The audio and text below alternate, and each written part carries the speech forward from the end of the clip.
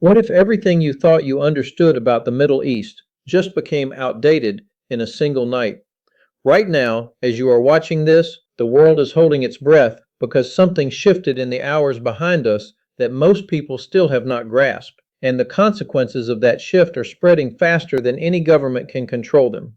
Before we go any further, if you want to understand what is really happening before the news cycle buries it under noise and spin, take 1 second to hit that subscribe button, smash the like, and share this with someone who needs to hear the unfiltered version of events instead of the sanitized one.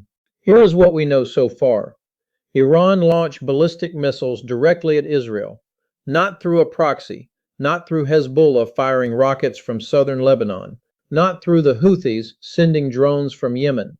The Islamic Republic of Iran itself fired ballistic missiles at Israeli soil. That sentence alone should stop you in your tracks because the wording changes everything. This is what military strategists call a threshold moment. A line existed in the sand. That line has been crossed, and there is no erasing it. Once a nation fires ballistic missiles at another nation's cities, the relationship between those two nations is permanently altered. You cannot unfire a missile. You cannot pretend it was something else. The ledger has been updated, and every future calculation between these two sides will be built on top of what just happened. I need you to slow down with me for a moment because this is not another headline that disappears by next week. This is the kind of event that gets its own chapter in history books. The kind of moment where a decade from now, people will look back and say that was the week the ground shifted beneath everyone's feet. So let us build this picture carefully, piece by piece, because if you only catch the surface level headline, you will miss what is actually happening underneath. And that is exactly how the real story slips past most people every single time. For almost 2 years now, the Middle East has been climbing a controlled escalation ladder. Every player moving up one rung at a time. Nobody wanted to be the one who reached the top, because the top of that ladder is a place no one survives. Iran operated through its network of allied groups across the region. Hezbollah maintained pressure on Israel's northern border. The Houthis disrupted shipping lanes in the Red Sea, raising the cost of global trade. Meanwhile, Israel was running military operations in Gaza and Lebanon, and here is the part that barely gets mentioned, inside Iranian territory itself. Strikes on Iranian soil, strikes on military infrastructure, strikes targeting specific figures within the Revolutionary Guard's network, the kind of strikes that if any other country on the planet had carried them out against a rival, every government would have called it an act of war without a second thought. And for a long time, Iran absorbed those blows. They responded through proxies. They kept their nuclear program simmering quietly as a deterrent card held in reserve. They stayed just below the threshold of direct confrontation, calculating that the cost of crossing it was higher than the cost of absorbing the damage. That calculation is now over. The strategy of patience has been replaced by something far more dangerous and far less predictable. So the question every serious analyst is asking right now is simple and urgent. Why now? Because timing like this is never random. Launching ballistic missiles is not something that happens on impulse. It requires targeting data. It requires launch preparation. It requires logistics coordination across multiple military sites. And above all, it requires a green light from the highest levels of government. This was not a reflex. This was a deliberate, calculated decision made by people who understood exactly what they were choosing and what it would cost them. So what actually changed to push them across that line? Several things, and I want to walk you through each one honestly because the real picture is more complicated than any headline will ever give you credit for. First, Israel's campaign inside Iran has been getting more intense, not less. Strikes on missile production facilities, strikes on military infrastructure, strikes targeting senior figures within the Revolutionary Guard. There comes a point where sustained pressure like that forces a response because there is a limit to how many hits a government can take before the internal political cost becomes impossible to manage. Iran's leadership is surrounded by hardliners pushing for retaliation. The Revolutionary Guard has been demanding a stronger, more direct response for months, and the Iranian public, regardless of what you think about the regime, carries a deep sense of national pride that cannot be brushed aside. When a country's soil is being struck repeatedly, that pride transforms into political pressure that no government can indefinitely ignore. That internal pressure is something Western analysis consistently underestimates, and it matters more than most people realize. Second, and I need you to stay with me here because this part is actually rational even though it is deeply unsettling to think about. There is a deterrence logic at work. Iran has been watching what happened to other regional powers that gave up their weapons programs or tried to accommodate the West. They watched what happened to Iraq after Saddam Hussein's weapons programs were dismantled. They watched what happened to Libya after Muammar Gaddafi gave up his nuclear ambitions. And from both, they drew one very specific and very clear lesson. In this part of the world, the only thing that truly protects you is the credible threat of force. If your military capability keeps getting degraded and you never push back, the message you send is that the degradation is free. At some point, you have to demonstrate that continuing to strike you carries a real and painful cost. That demonstration is exactly what just happened. Third, and this is the part that some people do not want to hear, there is an American dimension to this that cannot be separated from the story. The United States has maintained what amounts to strategic ambiguity backed by enormous military firepower, carrier strike groups positioned in the eastern Mediterranean, military assets spread across the Gulf, bases scattered throughout the region, each one a potential target and each one a potential launch pad. And depending on the moment, Washington has either actively supported Israeli operations or quietly looked the other way while they happened. Iran's missile launch is also a message aimed directly at Washington. The message is straightforward. Your support carries a cost.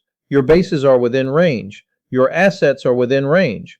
And if this spirals further, that cost becomes painfully real for everyone involved. Is that a bluff? Let me give you the honest assessment that is circulating in classified briefings right now. It is probably not a bluff. Not entirely. Iran has spent 2 decades building a missile program specifically engineered to threaten American and Israeli assets across the region.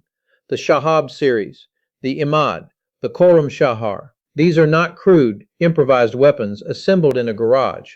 They are precise, they are tested, and they can reach nearly anywhere in the region. We have already seen the proof of concept in real life. In 2020, after the killing of Qasem Soleimani, Iranian missiles struck Al-Assad Air Base in Iraq directly, causing traumatic brain injuries among American service members that were initially downplayed by officials before the full scale became public. When Iran says it has the capability to escalate further, the honest answer is to believe them because they have already shown you that they can. Now let us look at Israel's side of this equation because the position they find themselves in is genuinely excruciating. They cannot absorb a ballistic missile strike on their territory and simply do nothing. That is not politically survivable. It is not strategically survivable either. The public will demand a response. The government, regardless of who sits in it, will be under enormous pressure to deliver one. Silence is not an option that any Israeli leadership can afford for long. But here is the trap that makes this moment so dangerous. What does a response look like that does not ignite a regional war? Strike too hard, and Hezbollah's full arsenal in the north could activate. The Houthis could intensify their attacks on shipping. Iran could move toward the Strait of Hormuz. And that single move would trigger a global energy shock that would make the oil spike of 2022 look like a minor fluctuation by comparison. Gas prices would surge, supply chains would fracture, economies already teetering on the edge would feel the impact within hours, not days. Strike too softly, and Israel risks appearing weak. And in this region, perceived weakness is not a cushion, it is an invitation. It tells every adversary that the cost of escalation is manageable, which only encourages more escalation. There is no clean option on the table. Anyone who tells you there is a simple move that carries no risk does not understand what they are describing. Every path forward contains a trade-off. If this breakdown is giving you clarity that you are not finding anywhere else, do me a favor and tap that notification bell so you do not miss the next update. Leave a like if this is making sense to you, and forward this to a friend who keeps asking you what is really going on. The more people who understand the mechanics behind these headlines, the better equipped we all are to read between the lines. Now let us talk about America's actual role, because it matters more than most coverage is willing to admit. Diplomatic channels are working around the clock right now. Back-channel communications with Tehran, through intermediaries who have spent years building trust on both sides, intense conversations through the embassy in Israel, the Pentagon running war game scenarios, modeling outcomes, trying to anticipate every possible branch, intelligence agencies operating in crisis mode, trying to map Iranian intent and capability in real time, knowing that the difference between an accurate read and a mistaken one could shape decisions affecting millions of lives. And here is the real question worth sitting with for a moment. Is the answer to every crisis really more demonstrated force? That argument gets made constantly in Washington, and it has been applied constantly over the last 2 decades. And it has not always delivered the results that were promised. It did not produce clean outcomes in Iraq. It did not in Afghanistan. It did not in Libya. Military superiority does not automatically translate into the political outcome you actually wanted. And that miscalculation has cost this country enormously in lives, in treasure, and in credibility around the world. That does not mean force is never the right tool. It means the question that actually matters is this: what is the political objective? And is military action the instrument most likely to achieve it? Because right now, the most dangerous outcome on the table is a general Middle East war that pulls the United States in directly. Iran is not Iraq in 2003.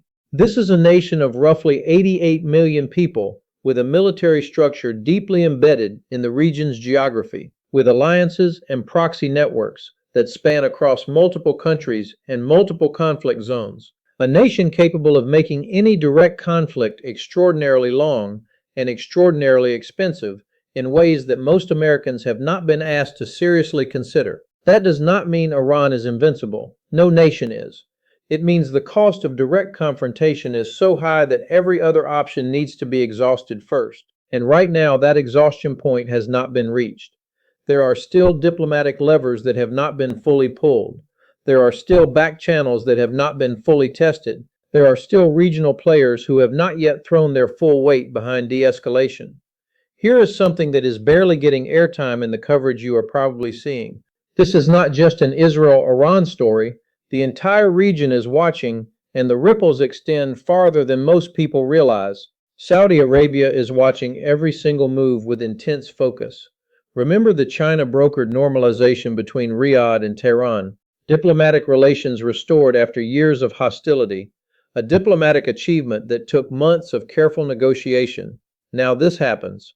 Does Saudi Arabia sit quietly on the sidelines? Does it share intelligence with old partners behind the scenes while maintaining public neutrality? Does it push publicly for de-escalation through diplomatic channels? Riyadh is not a passive actor in this story, no matter what the headlines suggest. Saudi Arabia has its own interests, its own security concerns, and its own relationships with both sides, and its next move could either help stabilize the situation or complicate it further. Then there is Turkey.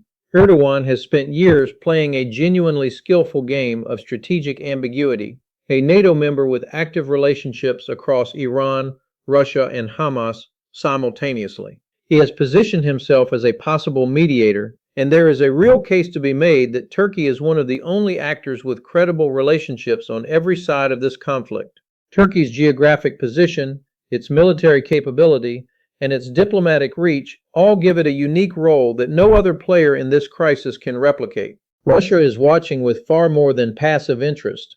The military relationship between Moscow and Tehran has deepened significantly over recent years. Iranian drones flowing to Russia for use in Ukraine, capabilities and technology flowing back the other direction. That means this crisis has direct echoes in Ukraine, in European security, and in the broader great power competition defining this entire era. These theaters are not separate. They are connected by the same supply lines, the same strategic calculations, and the same web of alliances that makes a shift in one region ripple into another almost instantly.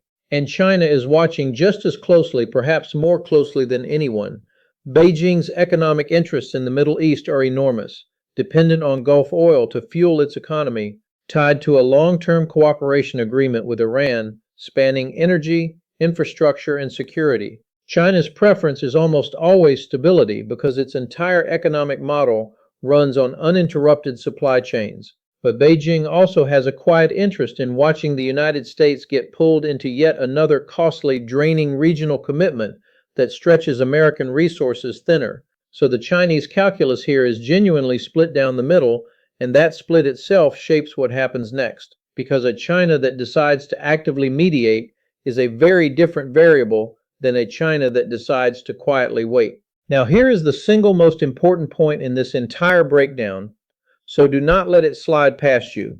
Wars in this region have a documented historical habit of expanding far beyond what any single participant intended or anticipated. The First World War is the textbook example. Nobody in 1914 wanted the war that actually happened. Every government involved was making what it believed were careful, rational calculations based on its own security interests. And those calculations still produced a catastrophe that none of them saw coming. A catastrophe that consumed empires, redraw borders, and killed millions of people who had no say in the decisions that led to their deaths. Once an escalation mechanism starts moving, it is extraordinarily difficult to stop because every actor is reacting to what just happened, trying to signal strength, trying to avoid looking weak. And that signaling pushes the next actor to respond in kind, which pushes the next one after that, and the cycle accelerates with each turn. That is how a spiral begins. And right now, there is no obvious natural stopping point in sight. No moment where both sides can look at each other and agree that they have each made their point and can now step back. Those windows exist, but they close fast, and the runway for diplomacy to actually work is not unlimited. Every hour that passes without de-escalation is an hour in which something unintended can happen. Some miscalculation, some misread signal, some strike that was not authorized at the highest level, but cannot be taken back once it lands. So here is what actually matters over the next 72 hours. And these are the exact signals worth tracking if you want to read this story before the headlines tell you what to think. Watch the Israeli Security Cabinet. Are the hawkish voices winning the internal argument, which could mean strikes inside Iranian territory within hours? Or are the more cautious voices holding the line, buying time for diplomacy to do its work? The composition of that room and the direction of that debate will tell you more about what comes next than any public statement ever will. Watch the Strait of Hormuz. This is the single choke point through which roughly a fifth of the entire world's oil supply moves every single day. Any sign of mining, naval harassment, or open threats to that strait triggers an immediate global market reaction and forces Washington into a decision about military intervention to keep it open. That decision, once made, is nearly impossible to unmake. Watch Hezbollah's full arsenal, estimated in the hundreds of thousands of rockets and missiles, because full activation means Israel is suddenly fighting a multi-front war, and that changes the entire military equation overnight. A two-front or three-front conflict stretches resources, divides attention, and increases the likelihood of civilian casualties on all sides. Watch American force posture. Additional carrier groups moving into the region, additional air assets being repositioned, bunker-busting munitions being pre-positioned. These movements signal exactly how Washington is preparing to respond, and they tell you more than any press conference or official statement ever will, because militaries move before politicians talk. And watch the quiet diplomatic back channels. Qatari intermediaries who have proven their value in past crises. Omani intermediaries who have maintained trust with Tehran over years of careful relationship building. Unexpected trips by European foreign ministers, whose arrival often signals something is happening behind closed doors. Those channels staying active is a genuine signal of hope. Those channels going silent is a warning. Now, before we map out what comes next, if you are getting value from this breakdown, and you want to make sure you do not miss the follow-up when the situation evolves, go ahead and subscribe right now. Leave a comment with your thoughts on where this is heading, and share this video with someone who is tired of getting the surface-level version of world events. Your engagement is what keeps this channel independent and able to bring you analysis like this. Now, here is the most likely path forward based on the structural incentives every actor is facing right now. Israel will respond. That is close to a certainty because the political and strategic pressure to do so is simply too strong to absorb in silence. A nation that has built its entire security doctrine around the principle of deterrence cannot afford to let a direct ballistic missile strike go unanswered. The real variable is scope and scale. If Israel can confine its response to military and IRGC targets visible enough to satisfy domestic political pressure, but calibrated enough to avoid forcing Iran into a corner where retreat becomes impossible, there is a narrow path through this that does not spiral out of control. That narrow path requires intense, simultaneous American diplomacy on two tracks at once, reassuring Israel of full support while sending Tehran an unmistakable signal about the cost of any further escalation. That is an extraordinarily difficult balancing act. It requires a level of sustained, skilled attention that Washington has not always managed to maintain under pressure, especially when domestic political considerations compete with foreign policy imperatives. If Israel's retaliation stays limited and Iran feels it has made its point, demonstrated both willingness and capability to strike directly, there is a real possibility, not a guarantee, that Tehran chooses to pause rather than push further. Iranian leadership, for all its fiery rhetoric and ideological posturing, is not suicidal. Regime survival is the single overriding priority that drives every major decision they make, and a full-scale regional war threatens that survival directly and immediately. The smart play for Iran, after having made their demonstration, may well be to let the temperature cool, to claim victory in domestic messaging, and to wait. But here is the scenario that keeps analysts up at night, the one that haunts every war game that has been run in the last 48 hours. If Israeli strikes hit Iranian civilian infrastructure, if there are significant civilian casualties on Iranian soil, the internal political pressure on Iran's leadership becomes nearly impossible to contain. And that is the moment where rational calculation can break down entirely, because leaders on every side eventually get pushed by their own populations, by their own hardliners, by their own media ecosystems, into decisions they know carry enormous risk but feel they can no longer avoid. That is exactly how wars that nobody intended become wars that nobody can stop. Not because anyone wanted them, but because the machinery of escalation developed its own momentum and no one could find the break in time. Before we close, I want to say something that I think gets lost every single time a story like this gets reduced to maps and missile ranges and strategic analysis. The people actually living through this, Israelis, Iranians, Lebanese, Palestinians, did not choose any of this. Every missile that lands somewhere lands on someone's morning. Families who woke up thinking about ordinary things, work, school, what to make for dinner, whether the kids need new shoes, and are now living inside a transformed reality that they did not ask for and cannot control. That fact does not cancel out the strategic analysis, but it should never disappear underneath it either. The only goal actually worth having here is finding a path that reduces the killing and creates room for something more stable to grow. That requires resisting the urge to flatten this into a story where one side is purely righteous and the other is purely villainous. Real conflicts almost never sort that cleanly, and pretending otherwise in either direction only makes them harder to resolve and easier to escalate. So here is your assignment before the next video. I have given you 5 things to track over the next several days: the Israeli cabinet, the Strait of Hormuz, Hezbollah's arsenal, American troop movements, and the diplomatic back channels. But I deliberately left one actor out of that list. A country sitting quietly in the corner of this entire story, whose next move could matter just as much as anything happening in Tehran or Tel Aviv. Drop in the comments which country you think that is, and tell me why their silence right now is actually a decision, not an absence. The most dangerous point in any escalation cycle is not the opening shot. It is the middle zone where both sides have gone too far to back down without losing face, but have not yet gone far enough to be forced into real talks.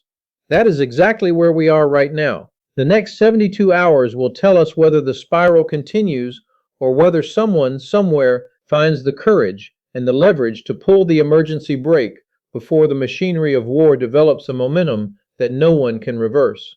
Stay sharp, keep watching, because the decisions being made right now in rooms you will never see are going to shape the world you wake up to tomorrow morning.